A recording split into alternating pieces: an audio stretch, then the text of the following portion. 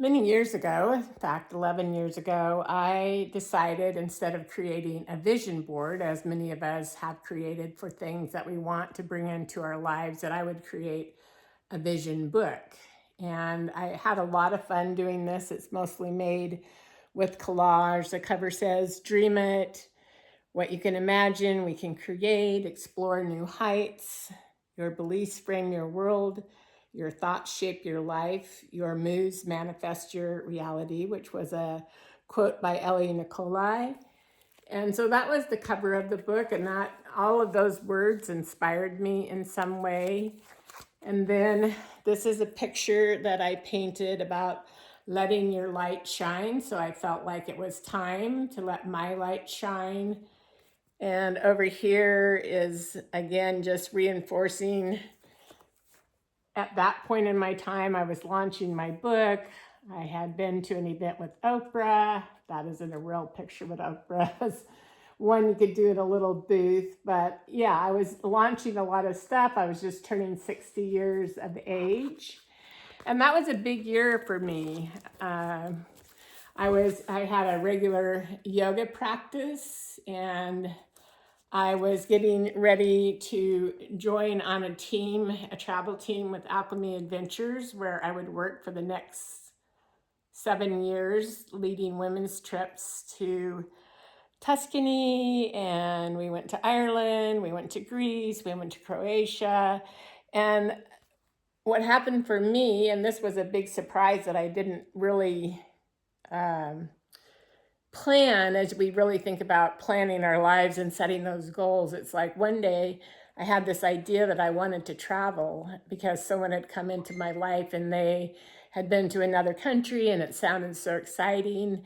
And I had a friend who had a travel company called Alchemy Adventures, and she at that time was working with young people. And I said, I have a list of women, and what if we collaborate and we create these trips, co-create these trips together? So it happened, and for 7 years, because of my art making, I got to go help collaborate the women as we went through all these countries, because they were women in transition. So we did the hiking and the eating and all of the traveling fun things like that. But we also intermittently did workshop stuff. So I got to help with that, and I also got to facilitate the art pieces that we did. And trust me, the people on the ladies on the trip really enjoyed that part. So that was an awesome thing about dreams do come true. And I hadn't even dreamed that into being. And so sometimes dreams come in our lives that we maybe didn't intentionally think about as much, but some part of us was wanting and longing for. And then I was looking at when we believe in our abilities, we can accomplish great things. So brave intuitive painting, using my painting as inspiration. I was taking classes with Flora Bully. Maybe some of you know her. And I just wanted to make my art, make my own beautiful creations, whether it was through art or in my life, that I wanted my life to be a walk of art in some ways, that I was collaborating and co-creating with the divine. This dream I'm still working on. So this is a dream about writing my grandmother's story. And so these are pictures of my early ancestors. And I have moved very far along on that. I've got most of the research done now, and I need to sit down and write it. So that's a dream that hasn't come to fulfillment yet.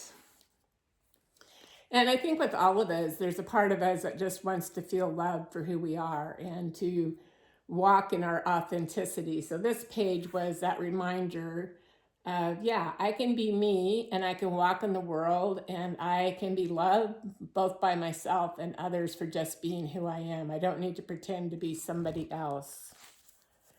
And this I put in here because creativity and the arts are really important in my life, and I want to keep those things flowing and going. But you see how inspiring this feels? Like, I don't know if you feel inspired by looking at it, but you pick out images that feel inspiring to you and then put them into the page like this. this was sort of a love of the feminine, the divine feminine, the feminine within me, my feminine body. Like, I don't know about you, but if you're a woman, some of those things take a long time to heal. And that's a path that I've been dedicated to a lot of my life. And then I wanted to make sure that I'm spending time on my relationship as well, that is also a big part of my value system and what I love. So there again, you see how these images come alive in a different way than just on a vision board, that you can pick up a book and you can tactilely look through it. And this was just about creating classes, things that I wanted to do from a business standpoint, online classes, clients, workshops, coaching, and a lot of this I do and have done, and I'm still working on building. And this piece over here was that I want to be in service to something greater than myself. I want to be in service to co-create with the divine and with the divine feminine. So these again were that. And then on the back here on the cover again, I've got an image of the divine feminine that says, Our Lady of the Red Thread, open your hearts, inspire our minds, heal our bodies, teach us the wisdom and peace. And that's by Shiloh Sophia, that image there. I've taken some classes from her over the years. And just this reminder by Ralph Waldo Emerson to cultivate the habit of being grateful for every good thing that comes to you and give thanks continuously. And because all things have contributed to your advancement, you should include all things in your gratitude.